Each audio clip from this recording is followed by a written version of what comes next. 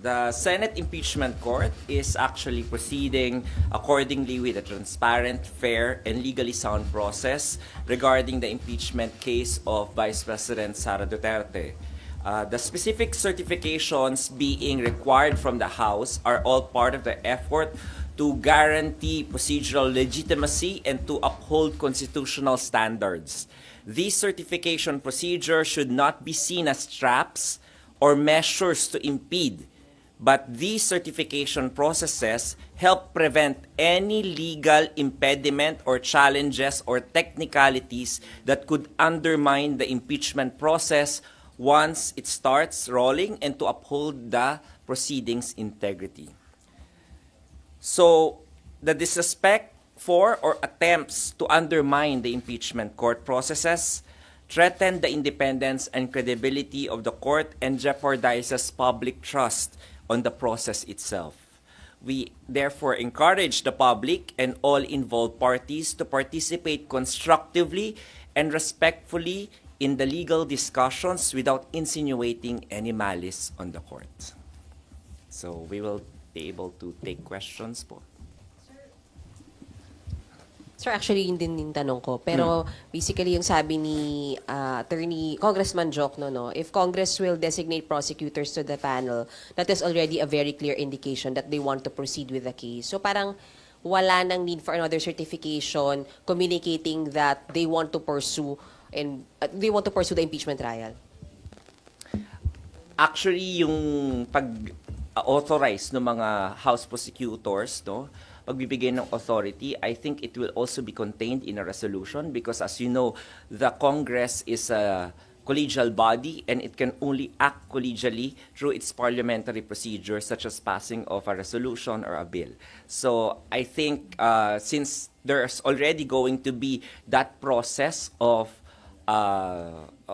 authorizing the prosecutors, so magandang isabay na lang rin po yung resolution na yon. At pwede naman nakalakip yun doon sa isang resolution lang.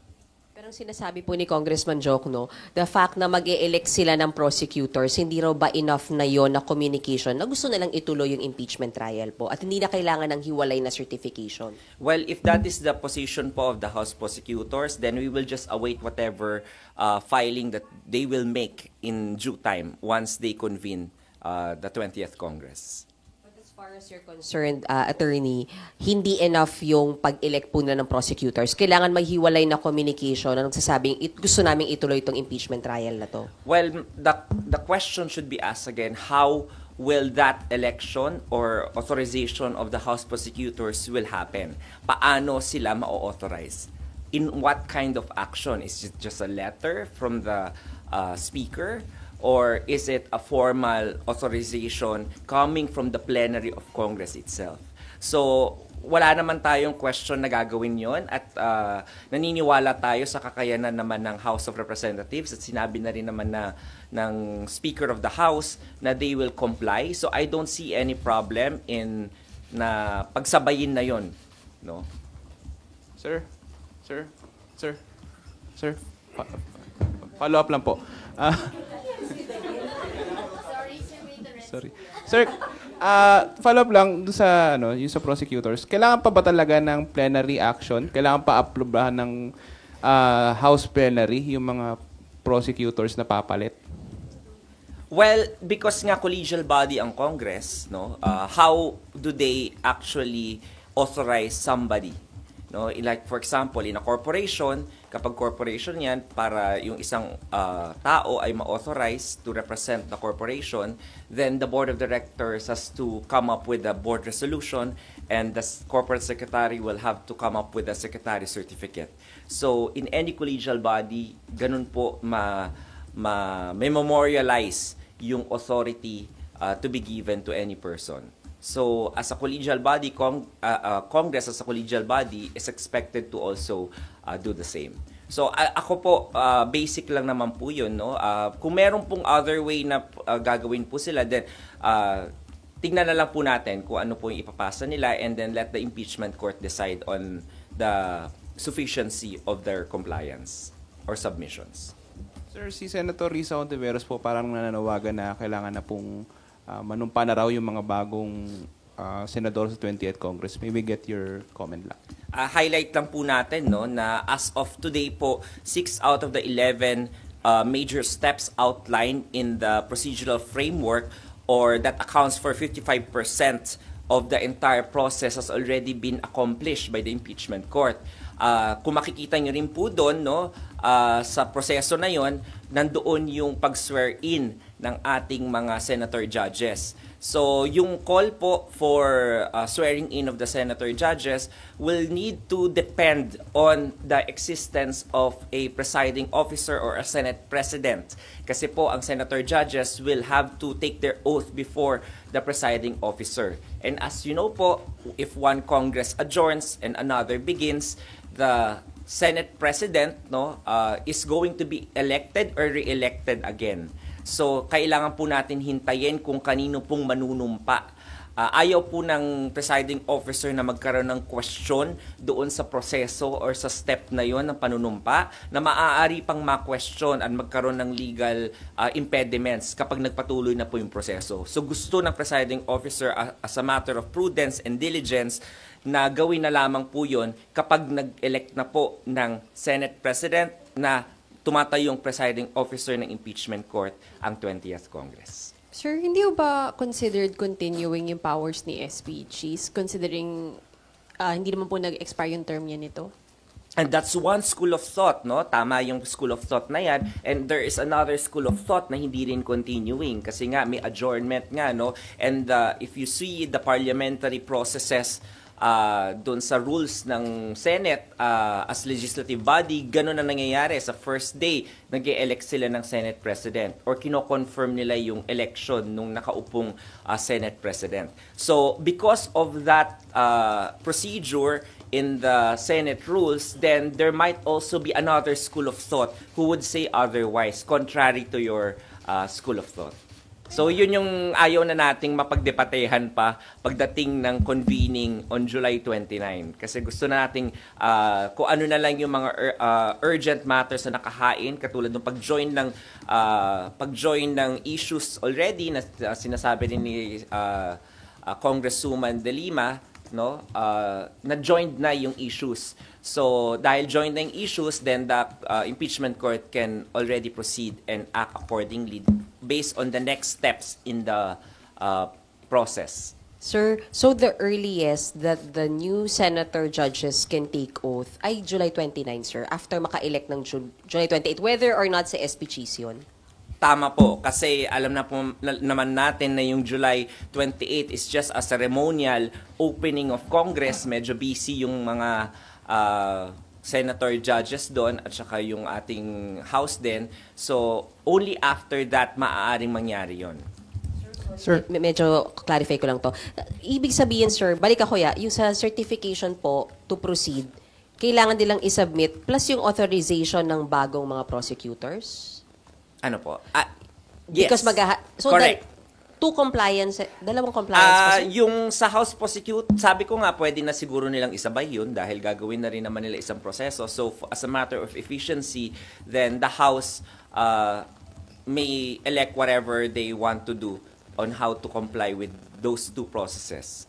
Kasi nga yung authority rin ng House prosecutors ng 19th Congress has already ended when the 19th Congress adjourned. So there needs to be another authorization from the 20th Congress of the new set of House prosecutors. Attorney, how will you explain the impeachment court being a continuing body outside of legislative matters and processes when in fact it again requires plenary action para po doon sa pag-reconvene ng court and pag-oath po ng mga senators, senator judges? Because nakasalalay po yung presiding officer doon sa kung sino yung magiging Senate President. Yun lang yung sagot doon, no? Kung walang ganong proseso, then baka tama rin yung school of thought mo na dapat magpatuloy. Pero kung may mga magsasabi rin sa iyo na school of thought na baka hindi. So para hindi na lang ma-question yun, due diligence and prudence requires the presiding officer not to anymore overstep, no? so that his actions will not be questioned. Kaya kung makikita nyo po ang galaw ng Senate President o ng presiding officer mula Pebrero, napakaingat. Kasi nga, lagi niya sinasabi dito since February, ayaw niya na ng legal hurdles na maiakyat pa sa Supreme Court, etc. Kasi para gusto nating tuloy-tuloy na lang. Pero Attorney, does that contradict yung perceived na concept that the impeachment court is independent from the legislative process? That is a good legal theory. Again, hindi natin alam because this is the first time in history na magkakaroon ng crossover o yung proseso mula sa 90th to 20th Congress. So, hindi alam natin kung ano talaga yung sagot dyan sa katanungan mo. Pero kung titingnan mo, we would rather err on the side of safety rather than on the side of questions and doubts. To clarify, right now, walang powers si SP bilang presiding officer of the impeachment court? That is one school of thought na kino-consider rin ni presiding officer. Another school of thought nga, yung meron pa rin na continuing body. So because of the precarious situation na kailangan mag-elect ang 20th Congress, so iniisip na lang ni SP para wala ng legal question, then wag na muna.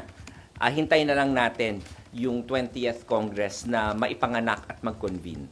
So, bali, yung stand po ng impeachment court sa ngayon, wala dun sa dalawang yun? Hindi po namimili yung impeachment court dun sa dalawang schools of thought for now?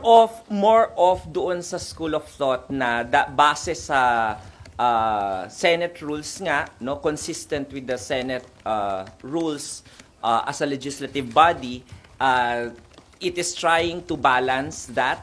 At dahil nga kailangan mag-elect ng Senate President, malamang yung presiding officer din mawawalan ng kapangyarihan. So yun. So it is the safest position as of now because it has a basis in the Senate legislative rules. Attorney. However, sabi ko nga sa inyo, no, this is an ongoing conversation with the public. So lahat naman po ng senator judges, no, whether they like it or not, nakikinig naman po yan at nagmamonitor po. So lahat po ng mga legal theories, lahat ng mga comments and opinions ng iba't ibang mga abogado at mga constitutionalists, kino-consider naman po yan. So if the people will be able to proffer persuasive argument towards the convening or swearing in earlier, siguro baka makonsider yon. But as of now, the presiding officer would like to err on the side of safety and consistent with the spirit behind the Senate legislative rules. Attorney, following your arguments on Dexter po, dun sa pag-required din sa House of Representatives, hindi ba imperative din sa impeachment court to issue na panibagong summon dahil nasa 20th Congress na sila at 19th Congress yun na napadala ng summon sa Vice President? Kung makikita niyo po yung galaw po ng yung galaw po ng impeachment court ay patuloy. So kung medyo may pagdududa ba kayo kung continuing body ba o hindi, the position taken is it is actually a continuing body kasi nga may summons po and we recognize the submissions from the previous Congress. However, meron pa nga pong mga question kung sino po ba yung presiding officer ngayon? Si Senate President pa ba? Dahil nag-adjourn na yung 19th Congress? Or patuloy pa rin ba siya? So on that question alone, makokonect mo yung summons na yan. Kung makikita niyo yung summons ni Vice President Sara Duterte, nakalagay doon na sagutin niya yung articles of impeachment. Pero isa rin sa nakapaloob sa summons usually ay mag-appear yung nasasakdal before the impeachment court. And when you look at the body or the wording of the summons, walang nakalagay na specific date doon at a set date and time na isi-set ng impeachment court. So, ngayon, sa next step natin, makikita yung step 7, appearance of the Vice President Duterte. Paano ngayon malalaman ni Vice President Duterte na kailangan niya mag-appear? Kung 29 ba siya? 30 ba siya mag-a-appear? Hindi nga alam eh. So, malamang sa malamang, isa po yan sa gagawin po ng impeachment court kapag nag-convene na po ito ng, sa susunod na session nito. So, Now, ang issue po for the Vice President to appear at a certain date and time. So makakapaglabas lang po ng bagong calendar kapag Tama po. nakapag-convene. Kapag nakapag-convene na po. At saka kapag naka-comply na po. Kasi naka-hinge po yung convening ng impeachment court doon din po sa certification from the House of Representatives. So, attorney, ibig sabihin po, dependent pa rin po yung calendar ng impeachment trial sa schedule po ng mga legislative processes? Like po sa 28-29 yung start po ng sessions? Hindi ko magets yung yung tanong. Kung dependent pa rin po yung schedule ng calendar trial dun sa magiging schedule po ng mga sessions sa legislative processes basically kasi sa 28 pa po mag-resume yung or mag-start po yung mga sessions. So nakadepende ito po doon kung kailan po siya. Lagi yung tatandaan, dalawang hats ang sinusuot ng Senado. So kapag nagkaroon ng plenary session sa 29, then maaaring magkaroon doon ng pag-uusap.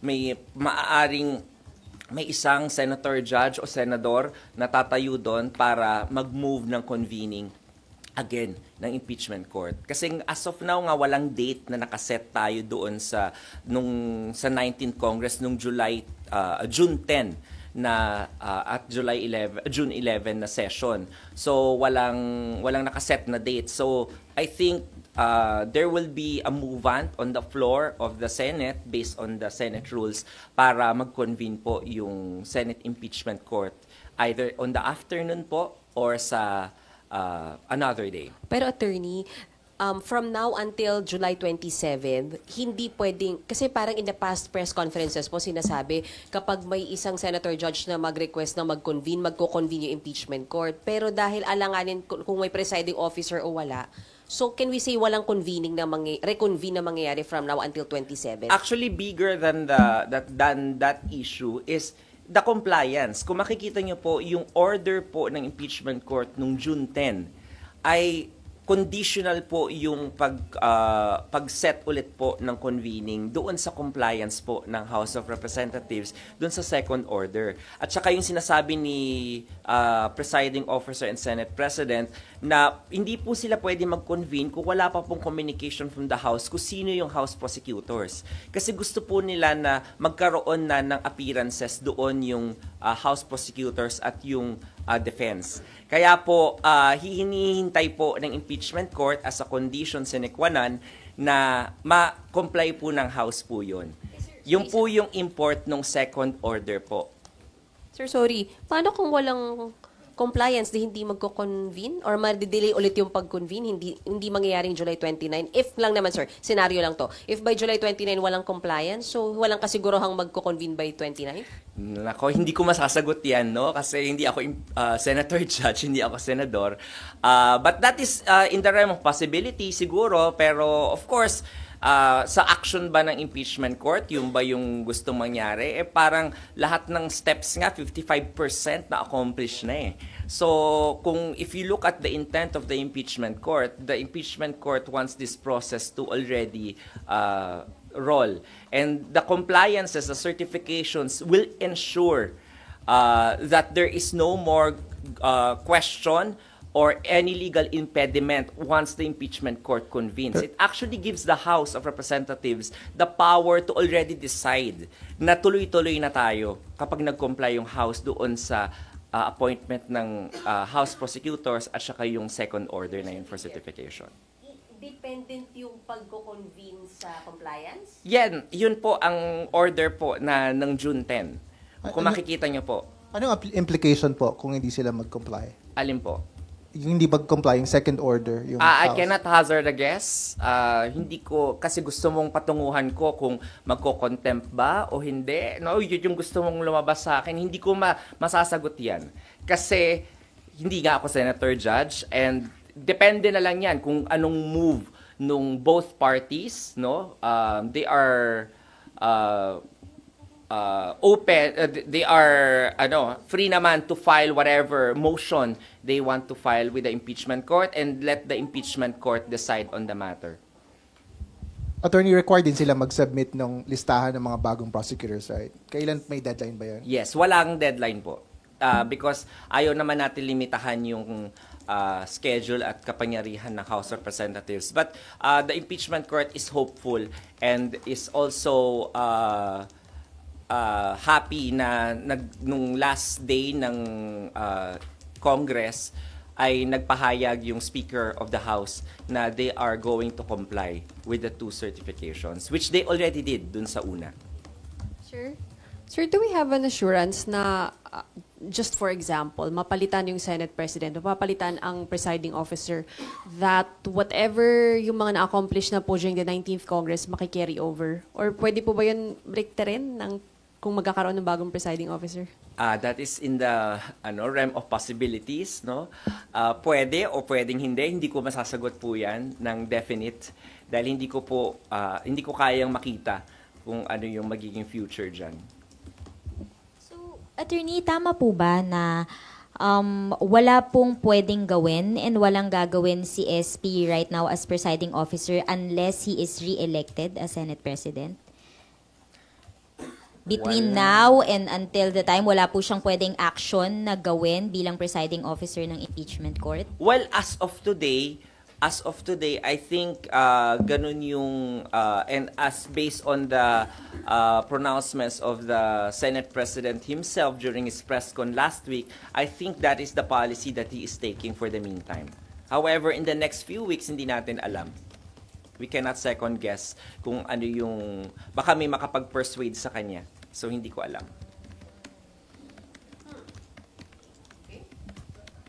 Kahit motu proprio po. Alin po? Po yung na-mention SP last. Na ano po? Yung motu proprio na pagkukonvene. Motu proprio yung pagko-convene. Ayaw nyo nga ng motu proprio na dismissal eh. Tapos ngayon gusto nyo motu proprio na convene. Nakuha nyo. I mean, the Senate President is respecting each of the senator judges. He is respecting the collegial body, which is the Senate. That's why, as much as possible, he acts together with the College of the Impeachment Court. So, attorney... Kaya ganon din po yung nakita ninyo yung June 10, di ba? Marami nagsasabi dapat nagko-caucus, di ba? Pero ayaw ni SP, gusto niyang doon mag-deliberate for everything to be transparent and visible to the public.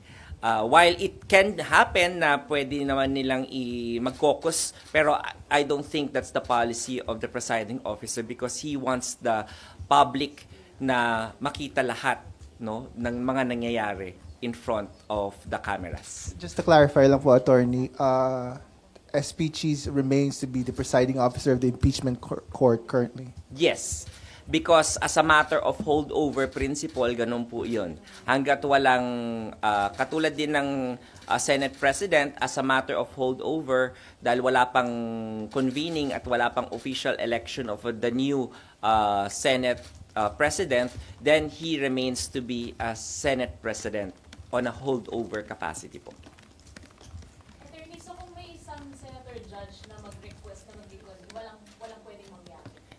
Sabi ko nga po, the Senate is a collegial body, hindi... So, baka po kung isa, I don't think na mapagbobotohan po yun. So, alam naman po natin, official actions of the Senate as a collegial body only happens in the plenary, on the floor, at kailangan nakalagay po sa order of business din po. No? Yun naman po yung sa Senate rules. Ay, may tanong pa po. I'd like to follow up on one of the questions kanina. So, to be clear, walang convening of the impeachment court until the 20th Congress opens. Kasi yung order ng Senate to the House is mag-designate sila ng prosecutors. Pero, you can also say... And kasi, mag-comply dun sa certification na second, na pwedeng na ipagpapatuloy ng House. can the House do that even without having their own plenary session? I don't know. You have to ask the House about it. No, I don't know how they will do it. I don't know what's their action going to be. However, for the meantime na nagwe-wait po tayo, no, ng any action, hindi naman po sinabi yun na tumitigil po ang proseso. Kasi pwede naman pong aralin na ng magkabilang panig ng mga litigants yung kanilang mga modes of discovery. Pwede naman pong mag-avail na sila nun, mag-send ng written interrogatories para mapatawag yung adverse party witness. So, dapat yun po yung pinaghahandaan. And I think those things can be filed even before the convening of the impeachment court. Kasi po, para pagdating po ng convening on the 29th onwards, ay matakal na po kagad yun. So, yun yung kailangan na mangyari po. Sabi ko nga po, ang impeachment court po passive. Maghihintay lang po yan sa submissions ng both parties. So ngayon po, the active participation of the litigants should be the one that is encouraged.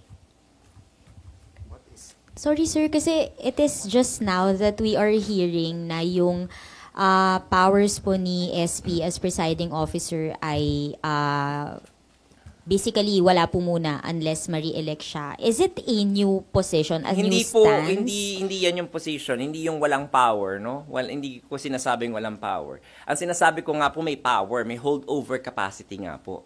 Pero nga maaaring ma-question siya na bakit ka nagsuswear in? Diba? Nakalagay sa rules natin, mag-e-elect muna tayo ng Senate President. Okay. So ayaw niyang mangyari yun na ma-question siya. And since wala pa rin naman yung compliance, kahit mag-swear in yung mga judges ngayon, wala rin namang mangyayari. Kasi wala namang convening pa ng impeachment court. Kasi nga, we have to wait for the certification or the compliance to the second order of the impeachment court bago po mag-convene yung impeachment court. Attorney, what So, if... ang ginagawa So it's a po matter ngayon of is being pragmatic. erring on the side of caution talaga. Correct. Is that a parang bagong stance or pronouncement po ni SP? I mean, kailan po ba niya ito ibinaba? I think he has always been consistent since February. That's why nung sinasabi ninyo na i-convene yung impeachment court habang naka-recess yung Senate, hindi naman ginawa ni Senate President yun because he was erring on the side of caution. Anong sinasabi niya paulit-ulit dito sa sa press con niya? Sinasabi niya, 'di ba, ayaw niyang ma-question at umabot pa, magkaroon pa ng another case for prohibition sa Supreme Court. Nakuha niyo? Kaya nga ganun yung nangyaring dates And he was crucified for it because of him erring on the side of caution. 'Di ba? So Attorney, what So, ganun po. if makapag-comply ang House dun sa second requirement bago mag-open ang session, regular session? 20th Congress po So, paano po sila magko-comply? So, I don't know kung paano po sila magko-comply without convening the 20th Congress. So, maybe you can ask the House po how they will be able to do that.